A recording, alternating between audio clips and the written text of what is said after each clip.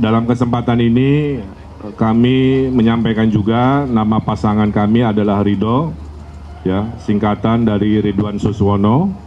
Semata-mata kami sangat berharap ada ridho Allah Subhanahu wa Ta'ala dalam niat baik kami membangun bangsa ini melalui demokrasi dan kerja-kerja untuk kemajuan Indonesia dan khususnya Jakarta. Kenapa sih videonya baru muncul? Sebenarnya emang sengaja diulur sih, biar pembahasannya lebih lengkap, jadi bisa komprehensif. Kita bakal ngobrolin gagasan-gagasan Ridwan Kamil sambil nunggu acara bongkar aspirasi Ridwan Kamil, BARK. Acara ini bisa dibilang mirip acara Desak Anies. Sekarang mah, loba nu ngikutin gaya Desak Anies, termasuk acara ini. Panitianya oge mirip-mirip lah. Asa kitu deui, nu kitu deui. Salah satu ide Ridwan Kamil yang menarik adalah rencananya bikin apartemen di atas pasar. Terus, proyek STUN, Sekolah Tinggi Unggulan Nasional, yang patut diapresiasi. Tapi konsep apartemen di atas pasar teh lain anyar, geus aya di beberapa tempat. Proyek STUN oge sarua Kang, mirip program pendidikan unggulan yang pernah ada. Saya Bapak Ibu 2 tahun tinggal di atas stasiun waktu di Hong Kong bersama almarhum Eril, anak lelaki saya. Tiap hari dari apartemen saya turun ke tempat belanjaan, saya turun ke basement. Di basement ada stasiun. Pulang kerja begitu nyaman. Nah itu solusi ngurangin macet adalah salah satunya memperbanyak hunian di tengah. Ngomongin soal ide bikin apartemen di atas pasar atau stasiun, emang bagus lah. Contohnya di Jakarta, kayak di stasiun Tanjung Barat. Ada apartemen yang bener-bener di atas stasiun. Jadi praktis pisan. Urang-urang nu tinggal di apartemen teh lamun rek indit ke kantor, teu perlu make mobil, tinggal naik KRL. Pas balik kerja gak susah, udah kayak di Hong Kong.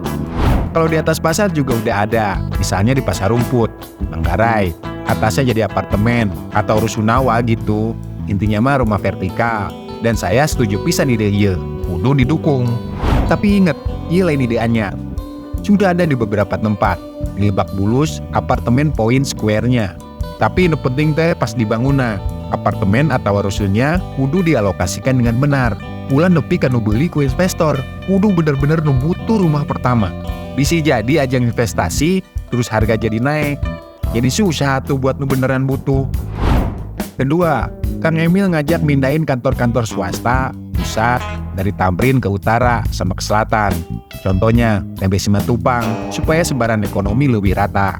Bikin pusat pertumbuhan di utara, pertumbuhan di selatan supaya ngurangin macet di tengah. Itu kan belum ada, itu kita hadirkan.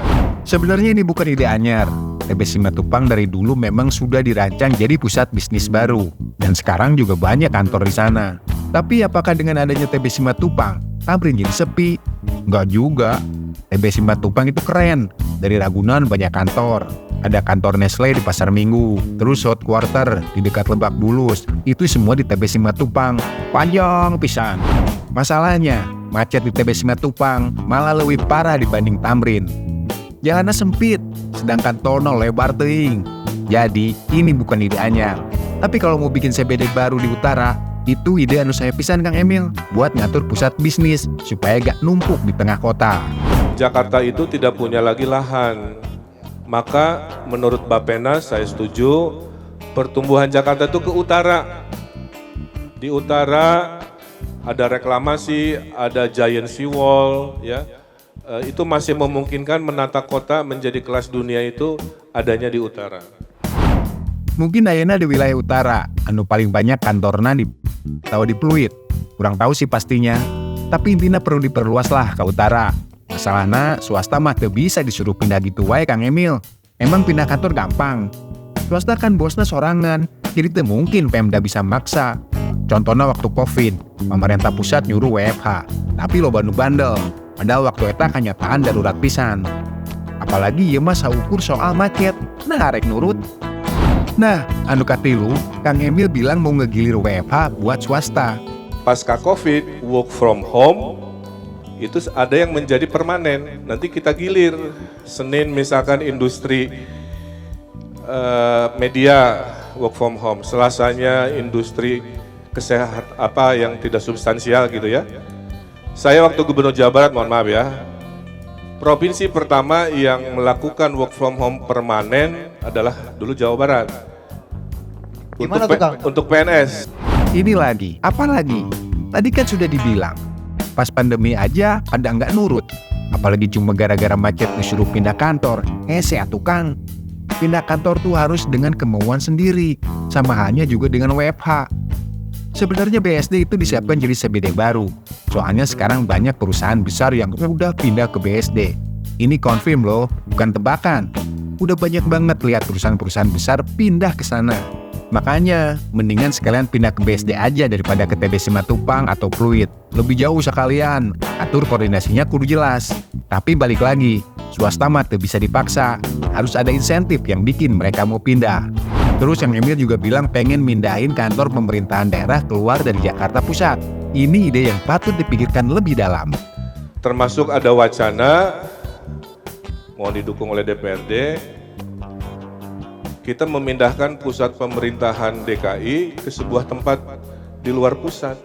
Sehingga orang nggak semuanya ke area Monas, area apa, dan seterusnya. Bagus idenya, karena kementerian yang pindah ke IKN bikin gedung-gedung di Jakarta kosong, dan itu bisa dipakai Pemda. Tapi masalahnya, pegawai Pemda di DKI cuma 50.000 orang, jadi efeknya nggak bakalan terlalu besar. Kalau PNS pusat yang pindah ke IKN sekitar 900.000 orang, nah ini lumayan gede. Tapi tetap aja jumlah pekerja di Jakarta sekitar 5 juta orang, belum termasuk komuter di Depok, Bogor, Bekasi.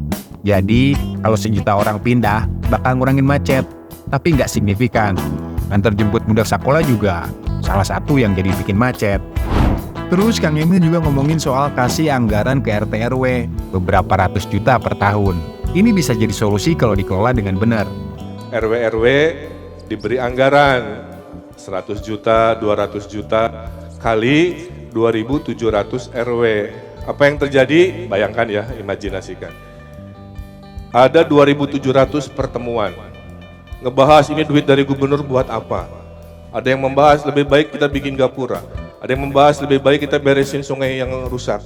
Ada yang bahas lebih baik kita sumbangkan untuk bikin warung. Terserah, tapi terjadi dialog, terjadi proses perencanaan, terjadi perdebatan dikali 2.700. Kalikan 5 tahun, saya meyakini perubahan Jakarta tidak hanya Sudirman Tamrin yang kinclong-kinclong, ke ujung-ujung kampung akan terjadi perubahan kali 5 tahun dengan konsep pemerataan memberikan anggaran kepada RW.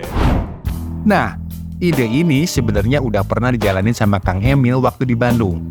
Dia bikin program namanya PIPPK, ngasih 100 juta per RW. Tapi ya orang tahulah, ini Indonesia. Banyak program yang selewengkeun ku oknum. Duit gede, pasti ada oknum yang gak kuat iman, apalagi di lingkungan feodalisme. Maksud Kang Emil sih bagus, biar RT RW bisa gotong royong ngurus wilayahna. Misalnya ngaspal jalan atau bikin program buat UMKM. Tapi tetap, masalah utama ya oknumnya. Soal mobil curhat, Kang Emil juga mengklarifikasi kalau mobil ini nggak bakal bikin macet. Mobilnya stay di satu tempat kayak mall atau CFD, bukan muter-muter pas jam macet. Katanya biar orang-orang yang butuh bisa curhat, apalagi Nusizo, kan banyak di Jakarta. 11.000 warga Jakarta menurut data dirawat di rumah sakit karena penyakit mental dari stres tadi. 55.000-nya rawat jalan. Negara, poinnya gitu ya, ingin hadir sebelum stres itu berubah jadi penyakit mental. Caranya apa? Menyediakan layanan tempat curhat. Ada aplikasi, ada pilihan di aplikasi buat milih curhat via telepon. Oh bisa? Atau chatting. Kalau butuh ketemu fisik, saya sediakan namanya mobil curhat, kira-kira gitu. Jadi pilihan. Dan mobilnya tuh nggak sambil curhat sambil jalan-jalan bikin macet seperti kata netizen. Ya mobilnya parkir lah, parkir di situ, parkir di Car Free Day, parkir di Balai RW kan gitu ya. Tapi ketemu. Nah, jadi prinsipnya adalah tidak selalu warga datang ke fasilitas negara, tapi di konsep Jakarta Baru, negaralah yang akan banyak hadir kepada warga. Menurut Kang Emil, masalah schizophrenia itu penting dan harus diperhatikan. Dia mau mobil curhat untuk membantu masyarakat, tapi juga ingin Pemda bikin aplikasi curhat sendiri. Menurut saya, aplikasi itu kurang perlu, karena sudah ada yang dibuat swasta. Buat apa buang anggaran untuk hal yang sama? Kalau mau bikin mobil curhat pas CFD ya silahkan, tapi aplikasinya jangan. Selain itu, Kang Emil pengen memperluas CFD ke setiap kota, kayak Jaksel, Jakpus, jeung Jaktim. Mantap, ide ieu kudu didukung. Dia juga mau bikin Car Free Night supaya suasana lebih asik di malam hari. Tapi bedanya nanti ada Car Free Night. Sebulan sekali ada tutup jalan, ada kuliner-kuliner, festival musik kecil, 2-3 kampung bersatu, rapat, bikin acara sehingga tawuran yang selama ini terjadi antar kampung akan kita coba selesaikan dengan sering bikin acara bareng yang difasilitasi oleh negara. Kang Emil bilang mau ubah mall kosong jadi pusat kreatif untuk anak-anak muda. Idenya menarik, bisa jadi tempat bagi generasi muda berkreasi. Kita dukung rencana ini supaya mereka bisa berkembang. Ruang Kreatif Center ini, karena Jakarta lahannya susah, tidak harus selalu di tanah kosong nanti visinya. Tapi ngubah mall-mall yang kosong, karena mall itu Bapak Ibu itu cangkang, paham ya? Isinya itu boleh apa aja. Nah jadi bisa saja, kami kan punya 160 pasar. Mohon maaf kalau datanya salah, ya, punya puluhan pasar lah. Itu nanti bisa dikonversi ruang-ruang buat anak muda, merata ke seluruh wilayah Jakarta, tidak hanya yang keren di selatan atau di tengah, tapi sampai ke kampung-kampung, insya Allah fasilitasi itu ada. Kalau yang ini rada suka lah, terlalu mengkomersilkan istilah anak muda untuk kepentingan jualan. Padahal Kang Emil punya poin yang menarik, karena dia pernah bikin 8 kreatif center di Jabar, kayak di Bogor dan Tasik. Tapi fokusnya lebih ke ruang publik seni. Rencana mengubah mall kosong jadi pusat kreatif untuk anak muda bisa jadi solusi. Kalau mall itu diubah jadi ruang publik, bisa ada UMKM yang jualan dan kegiatan positif lainnya. Tapi masih skeptis soal substansinya. Jangan sampai cuman jadi gimmick untuk anak muda. Di Jabar, banyak kreatif center yang terbengkalai karena programnya jelas. Jadi, bikin program itu gampang, tapi mempertahankannya yang susah. Tentang RK, beliau orang arsitek yang berpengalaman, tapi gayanya penuh gimmick. Sementara soal wakilnya, Pak Suswono, gak yakin seberapa kenal dia sama Jakarta.